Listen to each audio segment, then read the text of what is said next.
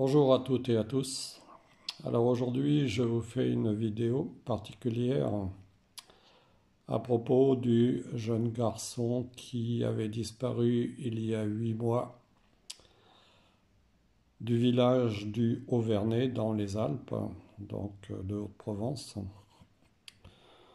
Alors personnellement, je n'avais pas fait de vidéo à ce sujet parce que j'estimais qu'il était nécessaire de respecter la famille et en ce qui me concerne, si vous voulez, je trouve que ce genre de choses témoigne d'une certaine curiosité malsaine et personnellement cela me gêne. Cependant, à titre personnel, donc j'avais quand même fait quelques investigations avec mon propre pendule. Vous voyez, donc j'avais pris des notes sur une feuille que je vous montre ici, vous voyez. Donc j'avais noté un certain nombre de choses, hein, voilà, à propos de ce garçon, et puis j'avais posé des questions où j'avais obtenu des réponses par oui ou par non. Alors pour moi, disons que euh,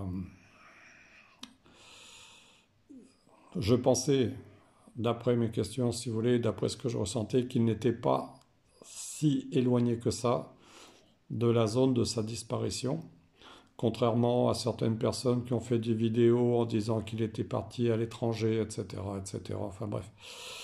Il y a tout un tas de gens qui ont fait des vidéos à ce sujet qui sont partis dans tous les sens. Mais moi, personnellement, par décence, justement, vis-à-vis de la famille, je me suis abstenu de faire ce genre de choses parce que de toutes les manières, c'était quand même le travail des enquêteurs.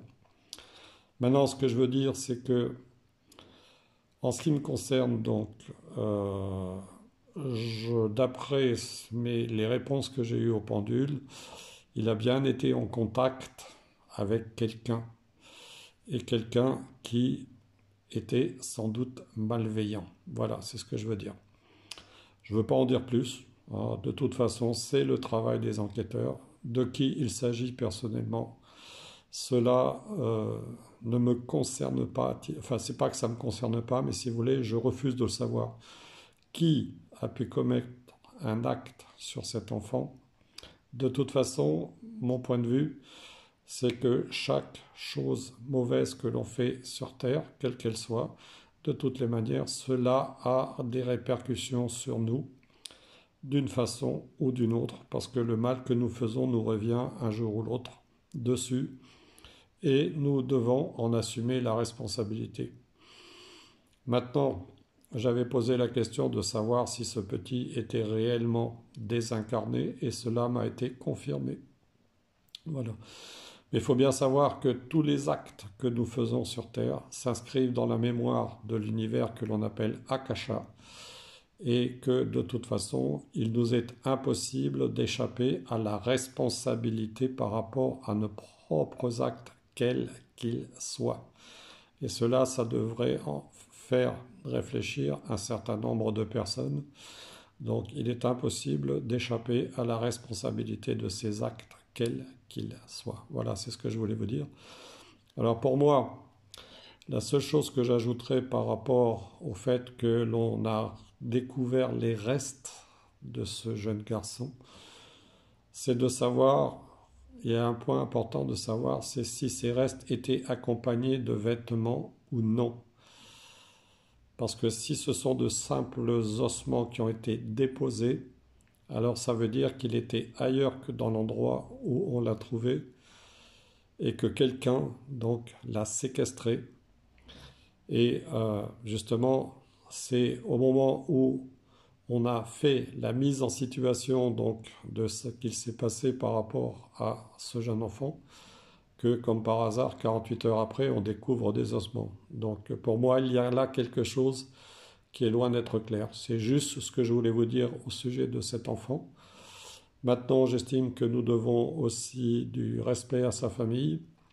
Et le plus important pour nous, c'est de prier à la fois pour cette famille endeuillée, c'est de prier pour tous les enfants, quels qu'ils soient, qui ont subi donc des choses inadmissibles.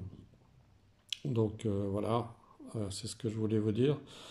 De toute façon, je suis tout aussi ému, si vous voulez, par ce qui est arrivé à cet enfant que par ce qui arrive à tous les enfants dans le monde, que ce soit ceux qui sont tués à Gaza ou ailleurs, de même que leurs familles, etc., parce que c'est horrible.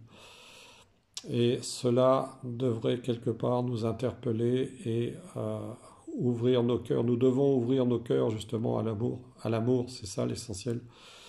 Et comprendre que sur Terre, nos vies sont temporaires, comme je l'ai déjà dit, mais qu'il est inadmissible de voir tout ce que nous voyons à l'heure actuelle, toute cette barbarie dans un siècle qui se dit civilisé, dans un siècle où on s'enorgueillit d'une technologie mortifère.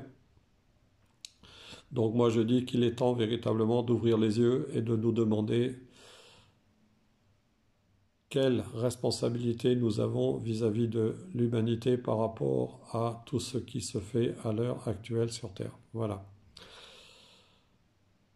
C'est ce que je voulais vous dire. Donc,